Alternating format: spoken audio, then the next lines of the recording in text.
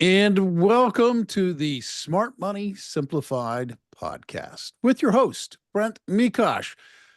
Brent, strange times, strange things in the world these days. How you doing, my friend? I'm doing very well. We're gonna cover a heavy topic today, and it's one that I quite frankly I have some concerns about. Is Are we on the brink of World War III, or already in World War III? It's hard to say. You know, you've got escalating global conflicts around the world in the Middle East. You've got China with their eyes on Taiwan. You've got a lot of stuff happening in North Africa. You got, of course, Russia, Ukraine, and NATO's rattling their swords, and Russia's rattling their swords, and it just feels like the world is at a kind of dangerous inflection point. And so we're going to talk about that today. And I think it's at very minimum, it's going to make for some very interesting conversation. I've got a return guest, probably now about a year and a half ago. Semaj McDowell joined us, and we talked about some of these things. And his insights back then were actually very prescient. And a lot of what he did, what we discussed in that original show now, probably 12, 18 months ago, whenever it was, has really come to pass. This is a guy that he is an expert in international relations and geopolitical strategy, and he knows what he's talking about. So I'm thrilled that he came back and joined us for this conversation today. Samaj, you are in the belly of the beast in D.C. as you join us. How is everything going back in Washington? The belly, it is, and it's been quite a beast since the last time that I've been here. Um, Interesting enough, Washington D.C. we're calm. Now we're talking to Bill a couple minutes ago. I don't know if that's a good calm or a bad calm, but it's a calm nonetheless. And since the last time that I've been here on the show, a lot of things that we discussed kind of manifested and came to pass. And to your introduction point, as it comes to, are we heading into World War III, or are we already there? What's going on? And I like to say, I hope that it's an easy answer to provide, but it's very complicated when we're talking about the starting point for World War III, and or just any type of world war. When we look at the first two, a lot of them had to do with the coming together of different flashpoints. So the commonality for World War is typically you have the same actors across many different conflicts and fronts. So you could say United States, Britain, France on one end, and say for like World War II, you have Germany, kind of have Russia kind of in between, Italy for World War One and World War II was kind of in between until they switched. But a lot of it has to do with the combination or the bridging of multiple conflicts with the same actors. So where we are right now, on one side, you kind of have Russia, you have China, you have Iran, you have North Korea, Venezuela to an extent. On the other side, you have your traditional United States, France, United Kingdom, NATO. But then you also have kind of like these in-betweeners. And what I mean by in-betweeners, you have, for example, you can say Serbia. Now, Serbia has not made a determination if they're going to NATO, EU, or Russia. They kind of play the field between both. You have Turkey that's kind of also an in-between. Ever since Erdogan became president, he's kind of been on this kind of this Ottoman revisionist kind of movement, which is pushing Turkish influences in Northern Africa, Sub-Saharan Africa, and parts of the Middle East, predominantly Syria, in Northern Iraq. So middle player where they kind of play both sides. Interesting enough, with developments on the US side, you now have Japan and South Korea entering the conversation on the Russia-Ukraine war because of North Korea's deployments. So you can kind of see the setting of the stage based off of who's on what side. It's the line drawn in the sand. That's where we are right now. And I guess through this conversation, we're about to get into the weeds of it. Well, let's start with the big one, and I think it's obviously Russia, Ukraine, and what I've seen is that red line that Putin has put out there in terms of this red line can't be crossed has been crossed by NATO, quite frankly, several times. Mhm. And a lot of the things that the Biden administration or other leaders in NATO have said that they would never do in terms of deployment of offensive weapons and using, the ATACMS that now they're shooting into Russian territory, which can only really be guided by NATO forces. We're kind of really, and I'm no apologist for Putin, but it seems like we're crossing a lot of our own lines that we'd put out there in the past that said, well, we'd never do that because that would lead us into World War III. I mean, what's your take on NATO actions and so far what the Russian response has been? Well, when we're looking at where we are right now in that war, we should look at it as it's a continual progression of the reality of the war. And what I mean by that is that a lot of the strategies or the situations on the ground have changed vastly over the past almost 3 years now. And so um, when we're talking about line crossings, it's very important to understand that the start of this war is was aligning itself. And when we're talking about the adaptation of certain types of military systems or maneuverings as it comes to this war, I don't see NATO, the decision, as crossing a line. I see it as balancing the situation. And what I mean by this is that you have Iran providing Russia with not only ballistic missiles, but also UAV drones to target Ukrainian strategic infrastructures, civilian populations, military installations, facilities, fill in the blanks. That has happened over the past year. You have North Korea providing not only artillery shells and munitions, but also actual personnel into the Kursk region. You've had consistent days of Russian cruise missile launchings directly into Ukraine, far away from the front lines, and so it's a clear understanding that if you want to reduce your adversaries' fighting capabilities, you have to target their logistic and their infrastructure installations within the country, something that Russia has tried to do against Ukraine over the past 3 years. So we also have to admit that a lot of the red lines has to do with Russia having this massive nuclear arsenal, and being able to provide, like, hey, if you do this, then I'm going to respond in this way. But this is the traditional Soviet mentality, that I have these ICBMs that can reach every corner of the world, give me what I want, and I won't use it. But we're getting to a dangerous point of, well, if you corner a rattlesnake or if you corner a grizzly bear, then it's going to strike. Well, how exactly is it going to strike? We don't know. As far as the usage of the ATACMS or the approval to do ATACMS, this is something that has been debated for months. It's something that Ukraine and European nations have sought, that, hey, we don't want this to happen, but we have to defend ourselves. And the best way to do that is to target Russian critical infrastructure. Now, it's important to note, obviously, these missiles should be utilized in a way that reduces um, Russian capabilities to, whether it's to prolong a war, whether it's to ensure that Ukraine has a fighting chance and that Ukraine is able to defend itself. That should be the goal of utilizing ATACMS. Russia is going to constantly provide the nuclear threat, but until there's demonstrations of usage, it will forever and continue to be a threat. It's part of the propaganda tool. And then my last point on it is that we also have to take into consideration the type of regimes that, for example, Russia is. A lot of the talking points for Vladimir Putin has to be targeted against the Russian people in order to ensure that he has a grip on control.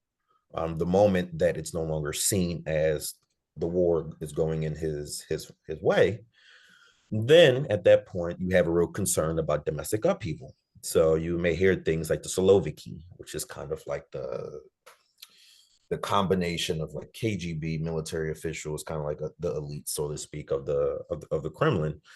Um, the moment that there's a demonstration of pressure around the president and his inability to do his job, then that's a genuine problem. So nuclear threats is a double-edged sword, double-edged towards NATO, but it's also towards the Russian people for submission to continuing Putin's regime.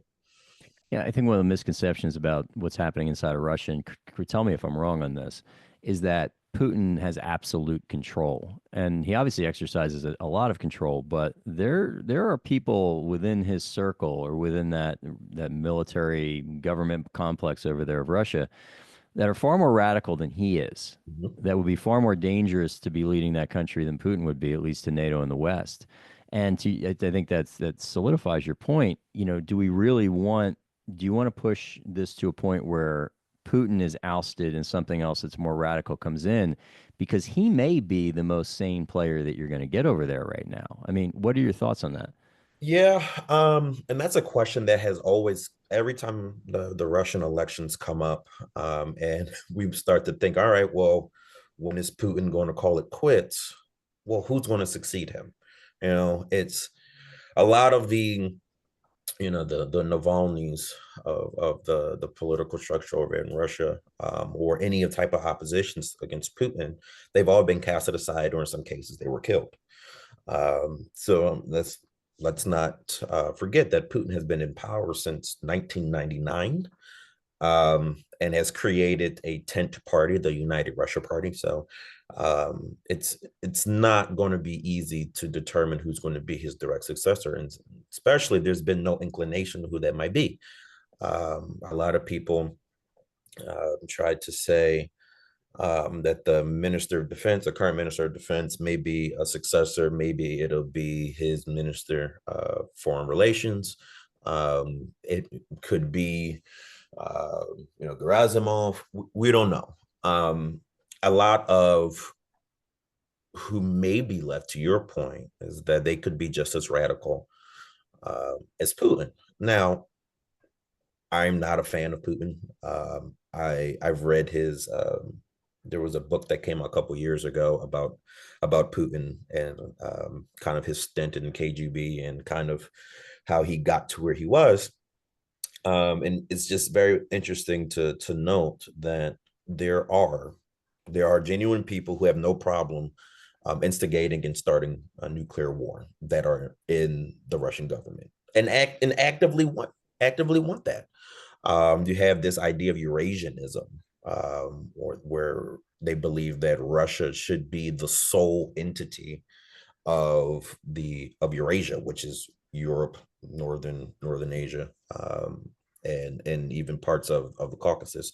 They feel that they have to bring back the extent of the Russian Empire by any means necessary, even if that means going to war with NATO. So there are radical people in the Russian government that thinks that enough is not being done and that Putin should do more. But then there's also those who've been around within the Russian government for quite some time who they don't want, let's say they may not want the war to end, but they are for opening conversations. Now, if you're Putin, you have to find a way to balance between those two. And that we're in a stage where with sanctions, the war isn't going the way Putin may have determined, because remember, they were saying that it'll only take 3 days, and it's been almost 3 years. Putin is in a very critical point where your return on investment is not matching the initial investment. So what do you do now that Putin is cornered? Well, now I have all options on the table, and I have to become more dangerous. What NATO is doing, I personally believe NATO is, as I stated earlier, trying to establish a new balance. Well, if you're launching ballistic missiles directly into Ukraine, not just against critical infrastructure, but there's footage of hitting apartment complexes, government facilities, so on and so forth. Well, Ukraine should also have the right to mitigate your capabilities to reinforce your positions, attacking energy infrastructures, attacking military storage facilities, mitigating your rail infrastructure, those types of things that allows you to continue your war. It's a classic war tactic. Yeah, concern that I have is as you're watching this thing unfold is I don't see a scenario where Ukraine is entirely overrun by Russia and Russia declares victory. I also don't see any scenario where the Russians are kicked out of every piece of territory in Ukraine and Western allies, I guess if you want to call it that, can claim victory. So there's no possible total victory, which means as either side takes a step back or tries to negotiate some way out of this thing, everybody's going to lose some face and everybody's going to be giving up something. What, if any, off ramp is there for both the West and for Russia to get out of this thing, save enough face where they're not completely destabilized at home, and not have it lead to a more total war than it is right now? Well, uh, that in itself is a complicated scenario, and the reason why I say it's a complicated scenario is because you have to figure out the middle ground of Russia agreeing to stop the war, which would, that in itself is an open admission that you did not achieve your main goal, whatever that may have been. But also that would be, you'll also have to have Kyiv come to the same type of agreement and indicate that they also did not fulfill their goal, which is restoring the territories that they have lost since the start of the war, plus Crimea since 2014. That Crimea would be non-starter. I mean, Ukraine's could never getting that back. Never going to happen. Say no on that. Yeah. And it's we're talking about a war between two culture groups. It's part of the same. If you're talking about Samuel Huntington, they're part of the same kind of civilization that goes back to like 862. So they've been neck and neck for centuries, since Kievan Rus. And so a policy or some type of a peace deal towards this is going to be absolutely challenging, because we're talking about cultural pride. Like, this isn't something between, let's say, two different civilizations that's fighting over a slither of land, and they have no shared history. We're talking about Ukrainians and Russians that that goes, like I said, goes back to the times of the Byzantine Empire, and even before then. So something like this, where you have religion added to it, you have culture added to it, you have family added to it. A simple policy proposal, let's say demilitarized zones, that's not going to work. Talking about ethnic zones, that's not going to work. Bringing other types of non-civilization powers into it, that's not going to work. I don't even, in this capacity, I don't even know what would bring an agreeable, workable, even a ceasefire, let alone rooms for negotiations on an actual permanent peace plan. There's been speculations across LinkedIn about what exactly a peace plan would be. So one of them that I saw, I don't know if it's true or not, but one of them was Ukraine can't join NATO for 20 years. They let go the oblast that they lost. The border between Ukraine and Russia will become a demilitarized zone that will be patrolled by European nations. I don't know if that was the actual plan, but that was something that I saw reposted on LinkedIn. And in my opinion, that wouldn't even work, because you're then now talking about localized potential conflicts.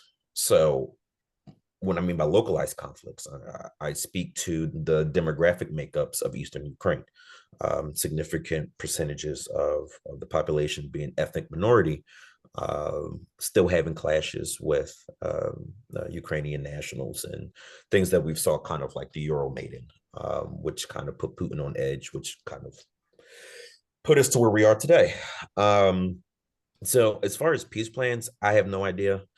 And that's just me being completely honest. Yeah. No, I don't think anybody really does at this point. Another thing that's been interesting to me is you had, between China and Russia, they had this so-called no limits partnership, with joint military exercises and economic connections and things like that. China, unless I'm missing something, has largely stayed out of this, at least publicly, in terms of making big statements. I know they've made some statements here and there about wanting this thing to end.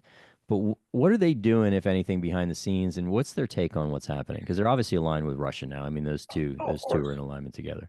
So understanding China's mentality on how they go about things is very important, because we have to look at it not from a lens of a Western perspective when it comes to strategy. We have to look at it from the Chinese philosophy on how they do strategy, especially with geopolitics. So reading their two books, Unrestricted Warfare and 36 Stratagems, will give you an idea of really how China goes about, whether it's conflicts, but also how they work to undermine the United States. So 36 Stratagems, as well as Unrestricted Warfare. And then there's another book called Tianxia, which is All Under Heaven, which is a system that China looks to establish as far as becoming the center of the world, the celestial kingdom, essentially again. China is looking at everything happen in real time to determine a few things, which would include how to address and approach the Taiwan question. A lot of what they're seeing, and you can see this even with their pivoting on what they prioritize for military development, has to do now with UAV drones, ballistic missile swarms, amphibious assaults, things like that. Things that they're learning that what Ukraine is doing and what Russia is doing. They're sitting back and they're learning. Another thing that they're doing is that even though, let's say, they may not be largely in part, let's say, overtly contributing to the war in Russia, China's production manufacturing capabilities through the roof to do things such as reinforcing ammunition supply, mass producing Russian military uniforms, especially when it comes to bulletproof vests and helmets, or things that will assist in the prolonging of the war that Russia may need on that angle. So they may not deploy troops, but we will reinforce logistics, or we'll reinforce production capacities. We'll open up rail corridors so you can ship things from the east to the west quicker. They may not, let's say, openly condemn the war, but they'll release statements like they did at the BRICS Plus summit or the United Nations that we want the war to end, and here's our peace plan, and they'll be able to gauge global reactions to their peace plans, which is all about the learning process on how they conduct their strategies. So China is very much in play and very interested in the Ukraine situation, because also prior to this war, there were Chinese interests as far as in Ukrainian developments. I mean, the same that China had interest in Poland's coal deposits. China has created a new strategic partnership with Belarus as it pertains to multiple launching rocket system manufacturing. China, any amount of times that there's this idea of a Ukrainian peace deal summit, China wants to be involved. It allows them to stretch soft power while exercising and developing hard power. So putting themselves in wargaming scenarios, essentially, to be prepared for whether it's how do I approach the European Union or the United States based off of these factors. So you look at the Russian and Ukraine war. If I'm able to see what my adversary does and how they react, I know what not to do when it comes to Taiwan. So, and when's that going to happen, if ever? Well, Let's get a date here, Semaj. Xi Jinping is always talking about something big is going to happen for 2049, 2050, the 100th anniversary of the establishment of the CCP. So that goes back to 1949.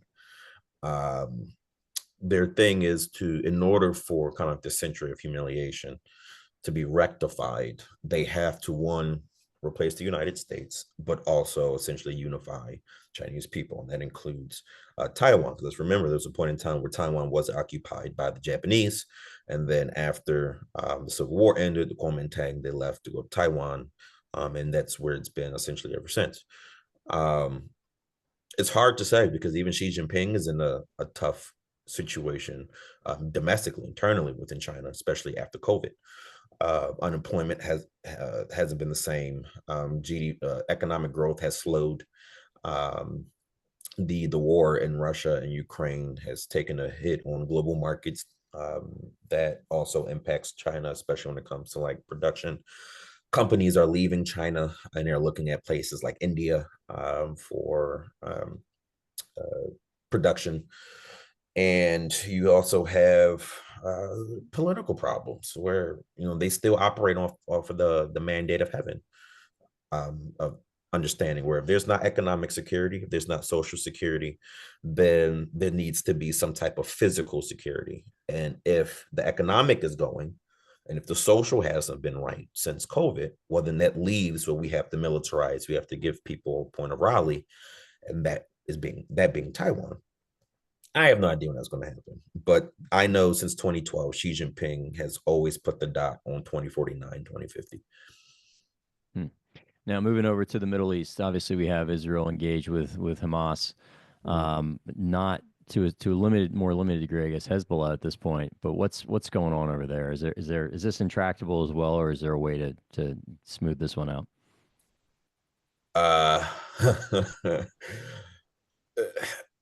You would think that after the death of Hassan Nasrallah, who was the head of Hezbollah, there would have been a cool down period, but it's only going to escalate. And the reason why I say it's only going to escalate is because we're talking about, this was how I say it, this was a bloody nose to the Ayatollah of Iran, especially killing Nasrallah, who the Ayatollah and Nasrallah, they're very, very, very close. And looking at the situation with Hezbollah, I know it was announced a couple of days ago that there was some type of ceasefire. I didn't look into the specificity of it, but if you're going to take down Hezbollah, if you really want to reduce and destroy that threat, that is going to entail a global effort. And what I mean by global effort, you're going to have to look into how to mitigate Hezbollah or even Iran's influences in South America. If you go back to the 1970s and 80s, especially the 80s into the early 90s, with the Lebanese diaspora to South America, that allowed areas for Hezbollah to essentially embed themselves and get into things like human trafficking, narcotic trafficking, weapon smuggling, in the tri-border area near Brazil, as well as Venezuela. Venezuela is a hot spot for not only Hezbollah, but also it's no brainer that Iranian operatives, especially the IRGC, is present in Venezuela. It's been there since Hugo Chavez, and really exacerbated under Maduro. There's also been accounts of IRGC being found along the routes that migrants take to the southern border. So there's, to completely contain, isolate, and undermine Hezbollah, it has to be a global effort. The same thing for Hamas. Hamas operates with cryptocurrencies. It's how they is able to achieve a lot of money quickly online, black markets, etc. So it has to be a multilateral, multinational effort. With Israel and Iran, I don't really see that ending for as long as that there is an Ayatollah IRGC structure in Iran. Now, people tried to say like, oh, well, they just elected a moderate as president. That doesn't mean anything. The Ayatollah is still in charge of everything. And if you look at Iranian presidential election history, you'd see that moderates like Rouhani, for example, are only elected when Iran is cash strapped and the Ayatollah needs to change face. Because if we remember a couple years ago, President Ahmadinejad, for example, was one of the conservative hardliners. He tried to rerun and he got rejected. Like, no. Now, granted, he did serve 2 terms, and now the man posts like baseball and American football on Twitter. But Rouhani, during the JCPOA period, was literally elected because, one, Iran needed an additional source of not just money, but an additional cover for their ballistic missile program. Nowadays, now that they have the moderate president, day one stated that any and all relationships with Russia was going to remain. So is he really a moderate? No, he's not really a moderate. The man operated under IRGC propaganda back in the day. He's just a softer tone to the perception of the Ayatollah. So it's going to persist.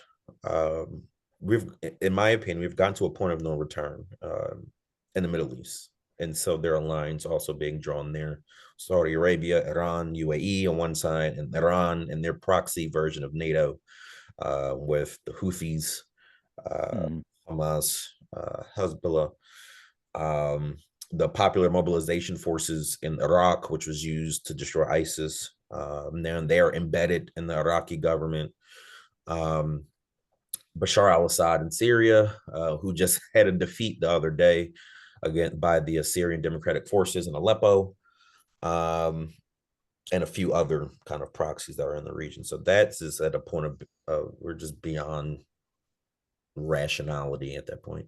So what is a full-fledged war between, at the center of it, I guess it would be Israel and Iran, but it would involve all the rest of these actors in the Middle East. What would that look like? Well,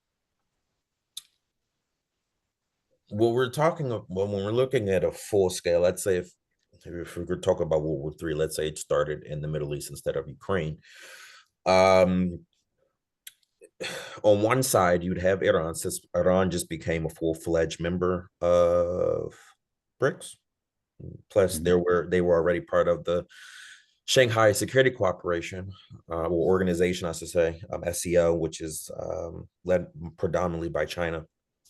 On one side, you'd have Russian support. I wouldn't say that they would deploy troops, but they'll definitely open up logistics and supply chains to reinforce Iran in their endeavors. As far as direct clashes between Israel and Iran, that'll be tricky because obviously they're separated by countries. But we've seen Israel have the capabilities with F-35s to get across Syrian and Iraqi airspaces, conduct their targets in Iran, and get back. That also demonstrates that the vulnerabilities that Iran still has, that leaves it open to attacks. So one side you have Iran, you may have North Korea, you'd have China in a way. China doesn't want a war, simply from an energy perspective. They get a lot of their energy needs from the Persian Gulf, not just from Iran, but also Saudi Arabia. But then also logistically, China's looking at it from a geoeconomic perspective, not just politics. And they need these maritime choke points to have less violence and less chaos, so that it's more predictable for them. But they'll be on the Iranian side. On the Israeli side, interesting, you would have Azerbaijan. Azerbaijan and Israel, they're very, very close. Azerbaijan is one of the very few areas in the region where Jews, especially Israelis, are protected, and supported and seen as a friend of Azerbaijan. Now, because of that, that also puts Armenia and Turkey in an interesting situation, because the whole Nagorno-Karabakh situation.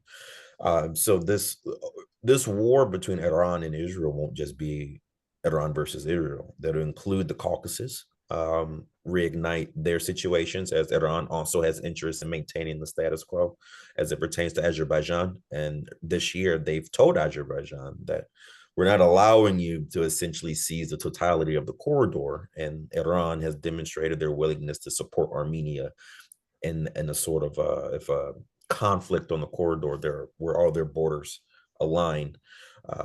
Iran would support Armenia, but Turkey would support Azerbaijan, and Israel would support Azerbaijan, which then puts Russia and Iran on the same side, as well as with Syria, because of Turkey, Iran, and Russia saved Bashar al-Assad. So the more I tell you about who's going to be in the situation, the more complicated, hopefully you'll be able to see, because it wouldn't even just be simply United States coming to defend Israel, or Right. NATO coming to the support of Israel. It'll literally engulf the entire region, and that's not hyperbole. That's not meant to be one of a cop-out answer. It would literally engulf the entire region, and will have Now, massive implications. now we obviously have an incoming administration that's going to be new. I imagine there's going to be some foreign policy changes that come along with Trump Part Two.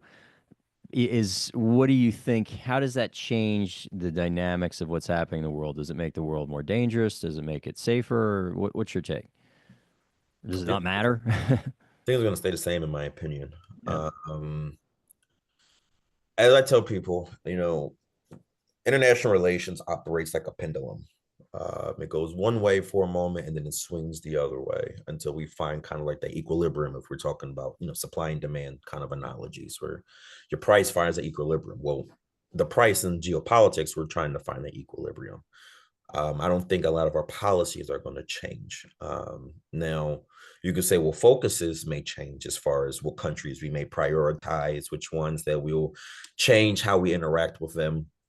But our one thing that's been consistent with U.S. foreign policy, especially post World War II, um, our end goals have consistently remained the same, and that's ensure that we have an international rules-based system where we can ensure that there is peace and stability. Yes, there will always be conflicts, but how we address them and the resources and the means that are left at our disposal, those things may change. But we always make sure that the end goal remains the same. So the next 4 years within geopolitics, yes, we'll have upticks. Yes, we'll have subtle changes. That's human behavior. That's human action. Things, some of those things we just can't um, predict, but we can be proactive and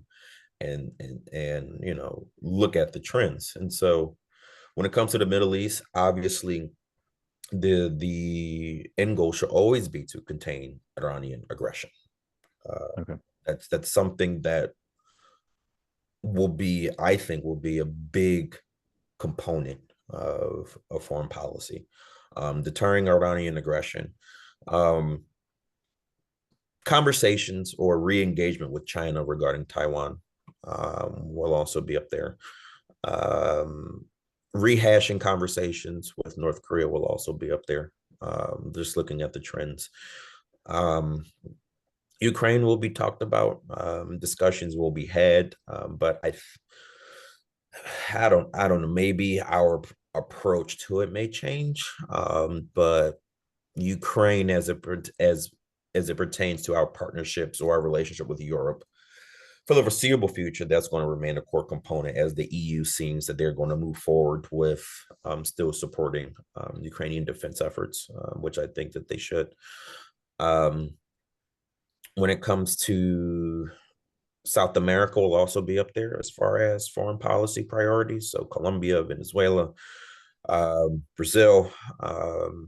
I see Argentina, especially Argentina with the current president. That'll be another big policy area dealing with migration. And pertaining to Africa, that one will be where I have the biggest question mark. And the reason why I'd say that is because of Chinese, Russian, and Iranian and Turkish kind of presence in Mali and Niger since their coups. Nigeria, the Biafra region, as well as remnants of Boko Haram in northern Nigeria, Sudan's conflict, that's still going on. Al-Shabaab in Somalia. Libya is still unstable. The Western Sahara situation. And, how we're going to look at the ideas of climate change. That is going to, wherever that falls. So that's why I have a big question mark on Africa. We are back in the era of great power competition. And so a lot of the policies moving forward, I suspect to be similar to Trump's first administration, but more emphasis on great power competition and mitigating vulnerabilities in supply chains. I'm going to put you on the spot now, Semaj. So we're on the eve here of 2025. Let's go out to 2030. Let's go 5 years from now. Mm-hmm. Are we at this inflection point in the world where if you looked at how just politics, global economics, everything, alliances, how they were all organized before World War One were completely different after World War Two? It was a fundamental shift in a lot of different ways. Are we approaching one of those shifts? And if so, what does it look like? Or 5 years from now, we just dealing with the same stuff we're dealing with today? I think we've already started the inflection point. I think, in my opinion, the inflection point started with the formation of BRICS. at least on an economic side. The inflection point on the security side started with the establishment of the Shanghai Shanghai Cooperation Organization. So we are in the process of an inflection point. World War One, it's like the war of secret alliances, where once World War One happened, now all of a sudden, all of these hidden security agreements between various powerful nations came to light, and now you had two opposing sides. Same thing to a degree with World War Two. Was the war of appeasement, in my opinion, which then put the line on, well, whose side are you on? Where we are now is reading a book by Ray Dalio when he was talking about the changing global order, and great book. Fantastic book. And he talked about how we can look at these pendulums from the point of view of financial cycles, and we're ending the 80-year or so financial cycle of the Bretton Woods Conference.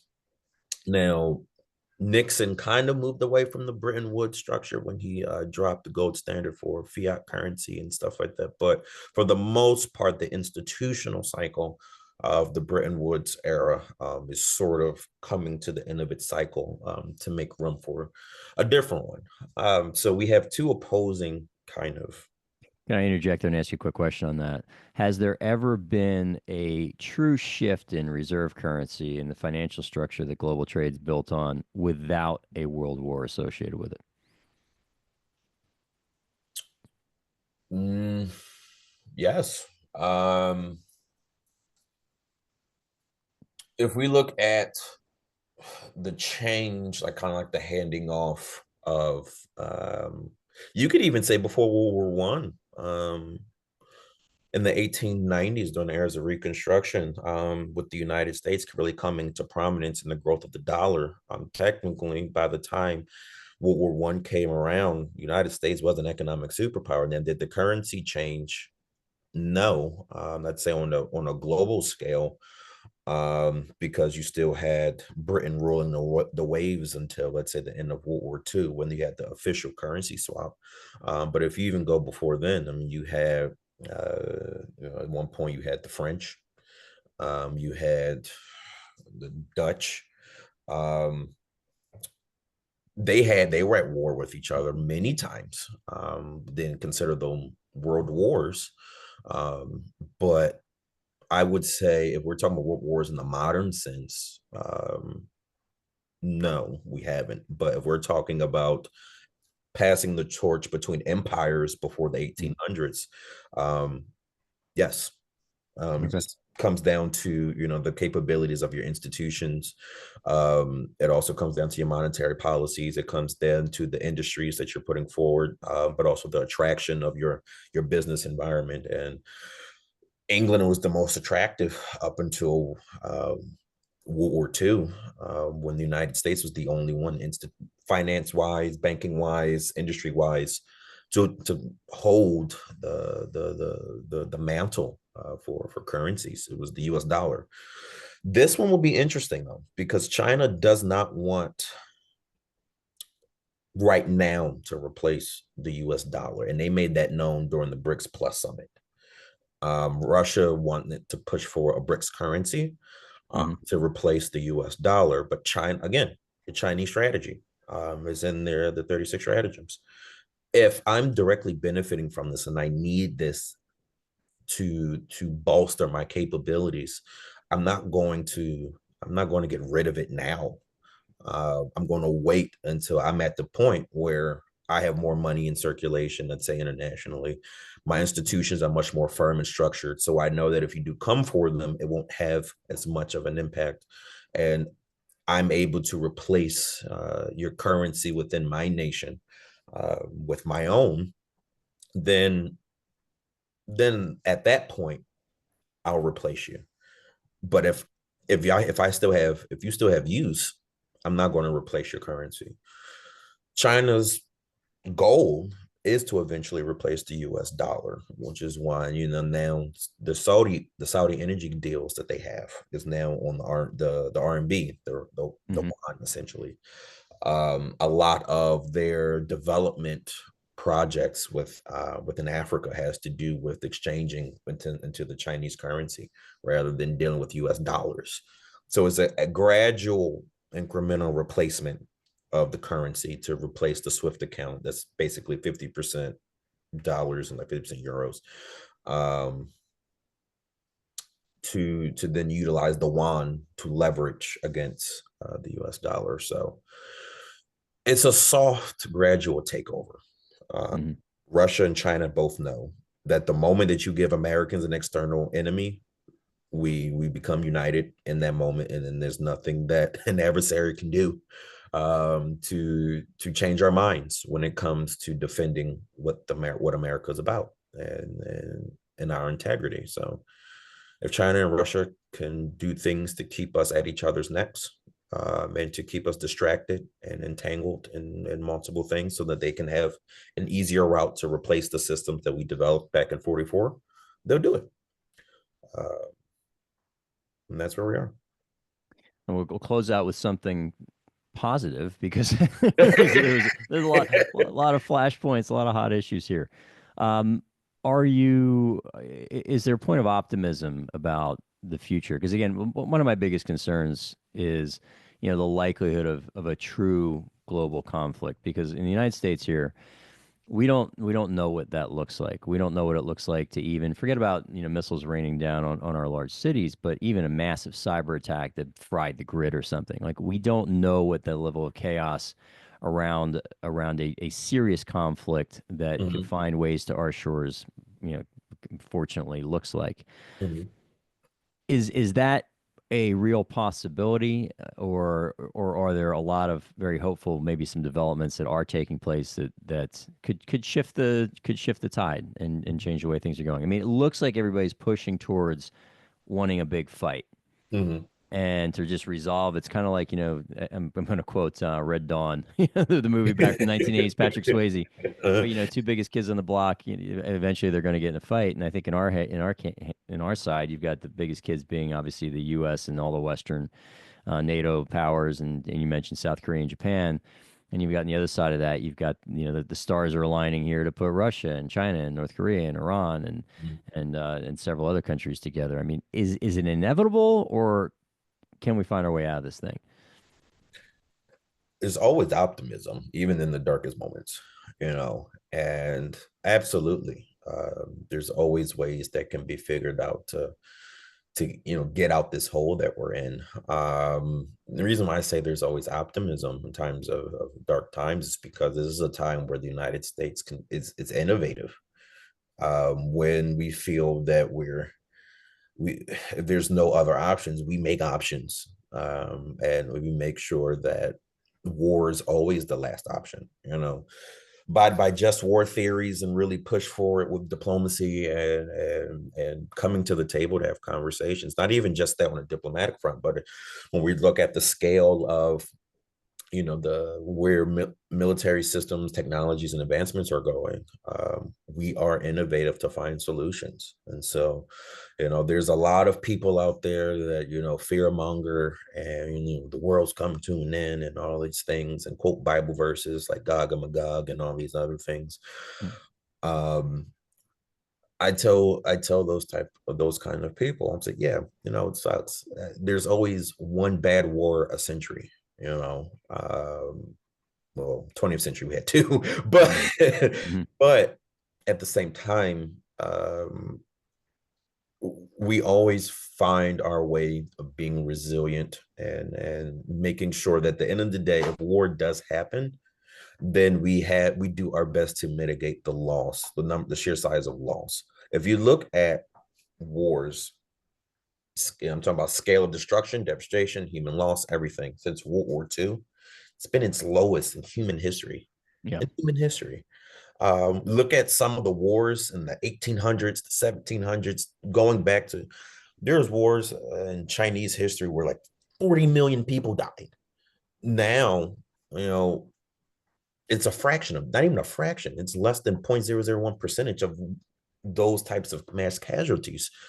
So we're at a point where we all know the dangers of the weaponry that we have available to us, and nobody wants to go to war. Unfortunately, when we allow things like revisionism, nationalism, when we allow things like territorial grievances and political ideation to get into decision making, that's where the problem comes from. Because now, when you involve emotions instead of logic, you don't care about making a viable, peaceful solution. You want that grievance back, whether it's land, whether it's the strategic position, whether it's a culture group, whatever the case may be. So we're not over the edge yet. There's still room.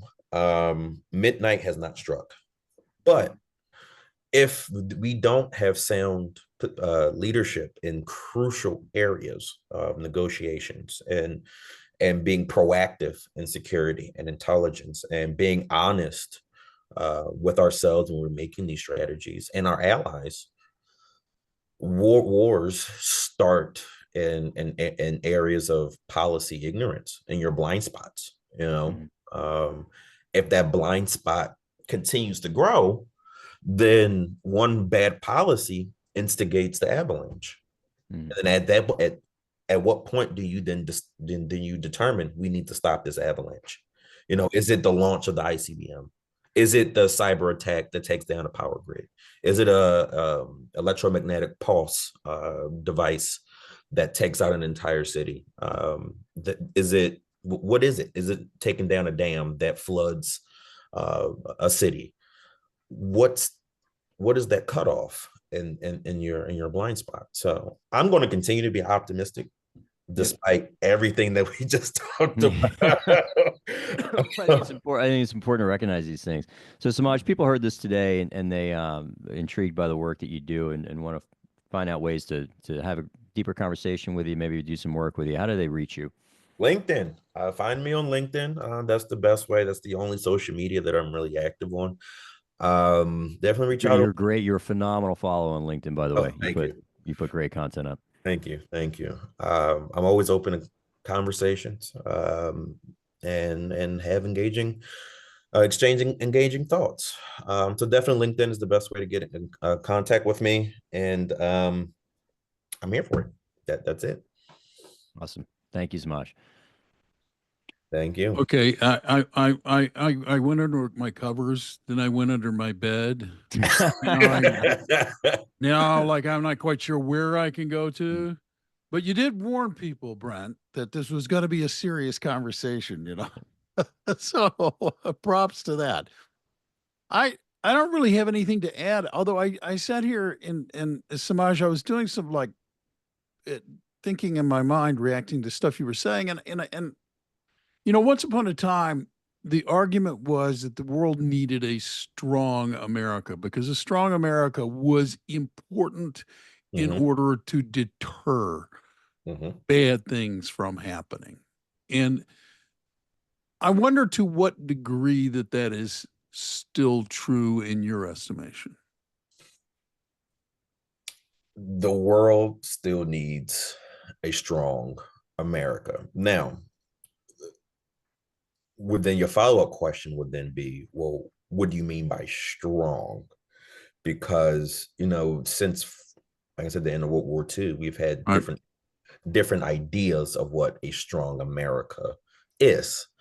In my opinion, especially and we are in a multipolar world, this what it is, unfortunately. The idea of the unipolar system of the 1990s, in my opinion, was preemptively stated. It's always been a multipolar world.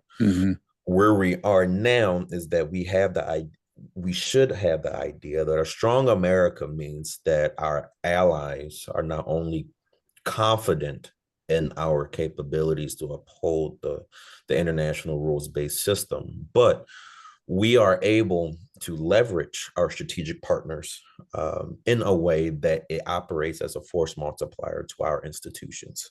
So if people want to go to BRICS, hey, have at it. But if you join BRICS, here's what you lose.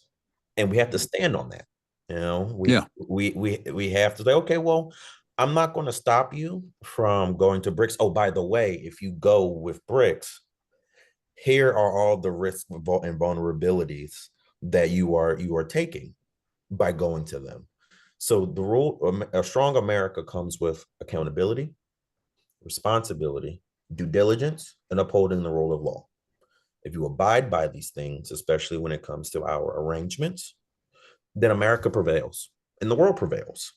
But if BRICS is the idea of rules of a global order, then that's chaos. That's not something that we should allow to have. Uh, the world has had the less wars since 45, and that's for a reason. The more that Yeah. you trade with people, the more that you become integrated with people, the less likely you're going to want to go to war with them. From an economic perspective, if our market's Right. like this, we're both going to lose money, and we don't we don't want that.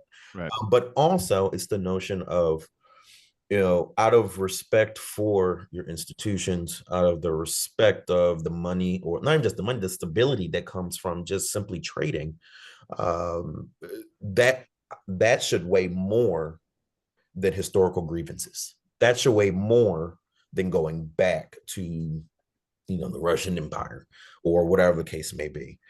Yeah. A strong America is a peaceful world, and the numbers don't lie. I'm showing that. Well, let's hope that your reason for optimism holds. I tend to be optimistic, but Brent, every day I get kind of a little less so. and no offense to Semaj. I mean, I was feeling it fade fast during this conversation. Absolutely. No, but it's great. It was, as always, Brent, a really terrific conversation. And for those people who are listening to the podcast who are thinking it might be worthwhile for them to have a conversation with you, Brent, after they give Semaj a follow on LinkedIn, how do they get a hold of you? And what's the best way? Yeah, I mean, our phone number in here is 602-255-0555. TWS.finance is our website, and it has pretty much every conceivable way to reach me on there. And LinkedIn is my only social media platform as well, but I'm pretty active on there. And if you message me on LinkedIn, it is me on the other side of it messaging you back. So would love to hear from anybody that found this discussion useful. I will say this, I'm fundamentally an optimistic person as well. I tell clients this all the time. If you don't believe in human beings' ability to create and build and grow and do great things, then what the hell are we here for, quite frankly? Then you might as well just bury your head in the sand and not move forward at all. So I am optimistic, but I do think it's important to recognize that it's pretty hot out there right now. And Semaj, thank you for coming in and sharing your insights about everything going on. No, thank you. Absolutely. And I guess my final thought on that is that, like, to your point, can't really be optimistic when it comes to geopolitical policy if you're not also honest about what exactly we're facing. Correct. You have to be comfortable with the good, the bad, the ugly, and the downright evil. And you have to understand the downright evil if you want to fight for good. So that's all. That's all. I'm gonna end on that. But if anybody gets into geopolitics, God bless your heart. You're gonna need it. And on that note, I think it's a great way to end it. I think it's a great way to end it. On that note, I'm going to remind people that if you're not a a subscriber to this podcast, you should be a subscriber to this podcast. And that part's really easy to do. Just reach out and hit the follow button, hit the subscribe button. That way, every time a new episode drops, you will be notified and you won't miss another one of these excellent episodes. I would also add, if you like it, if you find this interesting, if you find it fun, if you find it useful, share it with people, tell people. Word of mouth promotion is really a welcome tool, and we would very much appreciate this. Until next time, I'm Bill Tucker on behalf of Brent and everybody at TWS. Thank you for taking the time to listen today. And I will remind you, kind of in line with today's podcast, you can go out today and make today a great day or not. The choice is yours. Until next time.